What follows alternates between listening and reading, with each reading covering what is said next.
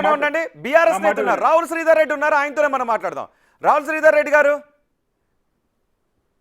ఆది శ్రీనివాస్ మాట్లాడారు. బీఆర్ఎస్ నేతలు ఇంతకు ముందు పిలిచినప్పుడు కూడా విషయాన్ని పక్కదారి పట్టించడానికే ఎక్కువ ప్రయత్నం చేశారని అంటూ ఉన్నారు.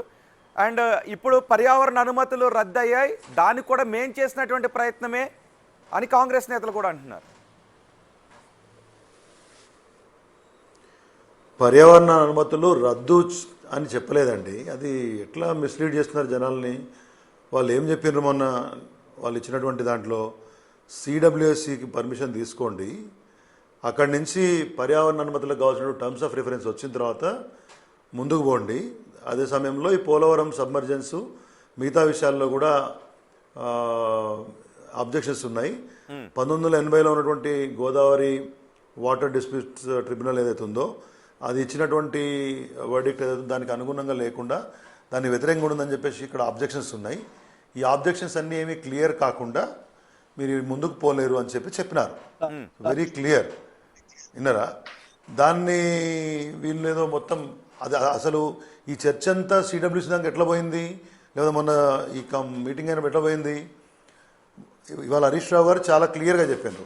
అసలు గోదావరి బనకచెర్ల ప్రాజెక్టుకు సంబంధించి చంద్రబాబు నాయుడు గారు పూర్తి స్థాయిలో డిపిఆర్లు తయారు చేసి సెంట్రల్ గవర్నమెంట్కి దానికి కావాల్సినటువంటి రిక్విజిషన్స్ పెట్టి మాకు ఫండ్స్ కూడా ఇవ్వాలి అని కేంద్ర ఆర్థిక శాఖ మంత్రి గారికి లెటర్లు పెట్టేంత వరకు అవన్నీ పసిగట్టి గోదావరి మీద నీళ్ళను తరలించకపోవడానికి అక్రమంగా ఏపీ ప్రభుత్వం ఈ గోదావరి బనకచెర్ల ప్రాజెక్టు ద్వారా ప్లాన్ చేస్తుందని చెప్పేసి పసిగట్టిన తర్వాత హరీష్ రావు గారు లేఖ రాసిన తర్వాత ఈ రాష్ట్ర ప్రభుత్వానికి అప్పుడు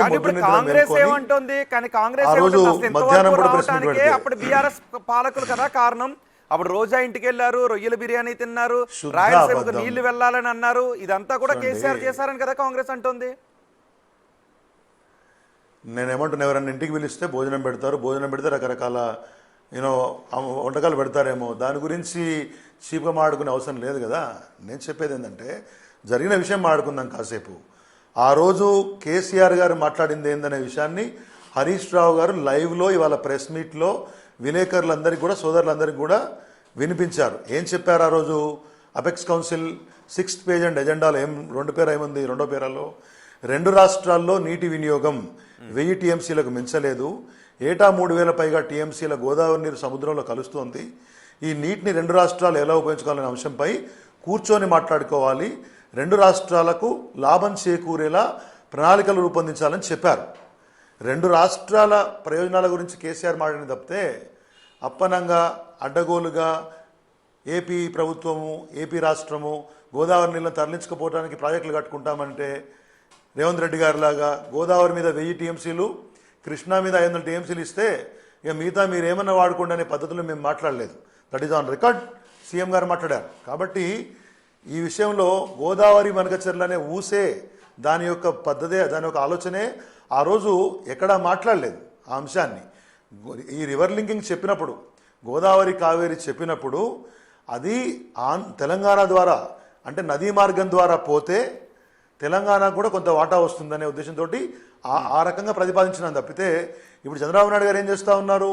పోలవరం నుంచి నేరుగా బొల్లాపల్లి రిజర్వాయర్కు తరలించి అక్కడి నుంచి బనకచెర్ల క్రాస్ రెగ్యులేటర్ ద్వారా పెన్నాన్ని లింక్ చేసి ఆ తర్వాత కావేరికి పోవాలని. అంటే ఏంటి? తెలంగాణ రాష్ట్రం యొక్క చర్చనే ఇక్కడ జరగదు. కాబట్టి మనకు వచ్చే అదనపు మాకు రాదు. భవిష్యత్తులో రైపేరియన్ నెట్కి సంబంధించినటువంటి దాంట్లో నీటి కేటాయింపులు, తుది నీటి కేటాయింపులో తెలంగాణకు అన్యాయం జరుగుతుంది. పోలవరంలో ఇప్పుడు కెపాసిటీ పెంచడం మూలాన వెనక మాకున్నటువంటి బ్యాక్ వాటర్స్లో ఇక్కడ భద్రాచలం చుట్టుపక్కల 90 గ్రామాలకు ముంపు ఇబ్బంది అవుతుందనే విషయాన్ని కదా మేము చెప్తా ఉన్నాం. 3 రకాలుగా ఇబ్బంది ఉందనే విషయాన్ని చెప్పినాం.